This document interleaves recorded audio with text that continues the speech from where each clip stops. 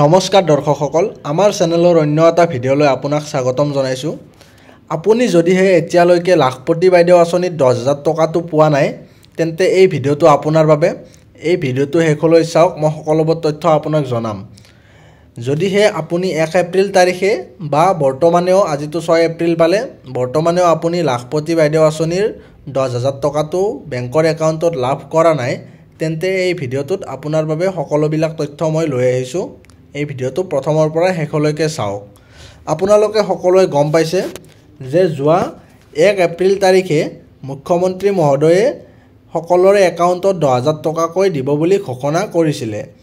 কিন্তু এতিয়ালৈকে বহুতো মহিলাৰ একাউণ্টত 10,000 টকাটো সোমোৱা নাই বা তেওঁলোকে কোনো ধৰণৰ লিষ্টো পোৱা নাই যে মোৰ সোমাব নে নাই, মানে সঠিক হ'ব পৰা নাই।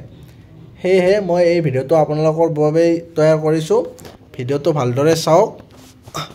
আচলতে মূল কথাটো হৈছে কি, মুখ্যমন্ত্ৰী মহোদয়ে যে ঘোষণা কৰিছিল লাখপতি বাইদেউ আঁচনিত 10,000 টকাটো 1 এপ্ৰিল তাৰিখে দিয়া হ'ব, কিন্তু 1 এপ্ৰিল তাৰিখে এটা সমষ্টিতহে মাত্ৰ দিছে। 42 সমষ্টি যিটো হয়, 42 সমষ্টিত 1 এপ্ৰিল তাৰিখে সেই 42 সমষ্টি মহিলাবিলাকৰ বেংক একাউণ্টত 10,000 টকা প্ৰদান কৰিছে। মানে 10,000 টকাৰ তেওঁলোকক চেক দিছিলে আৰু সেই চেকবিলাক জমা দিয়াৰ পিছত তেওঁলোকে 10,000 টকাটো বেংকত পাই যাব।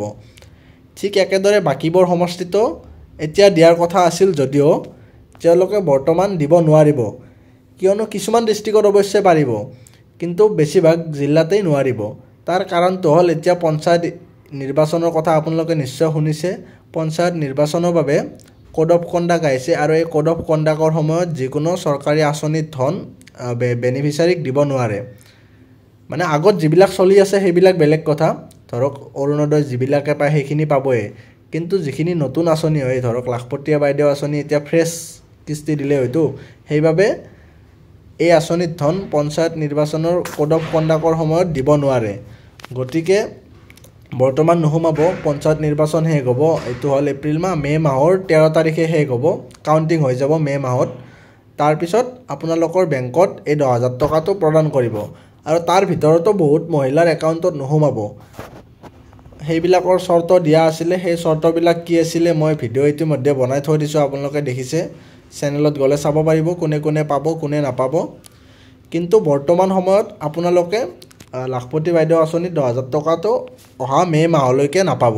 মে' মাহৰ পিছতহে আকৌ নতুন বেনিফিচাৰীক এই আঁচনিত ধন দিব পাৰিব। অৱশ্যে কামৰূপ মেট্ৰ' বা যিবিলাকত এই পঞ্চায়ত নিৰ্বাচন নহয় সেই জিলাবিলাকৰ কথা বেলেগ হ'ব পাৰে, কিন্তু বাকীবিলাক জিলাত যিবিলাকত পঞ্চায়ত নিৰ্বাচন হ'ব সেই জিলাত এতিয়া লাখপতি বাইদেউ আঁচনিত 10,000 টকাটো প্ৰদান কৰিব নোৱাৰিব। নিৰ্বাচন শেষ হোৱাৰ পিছতহে দিব।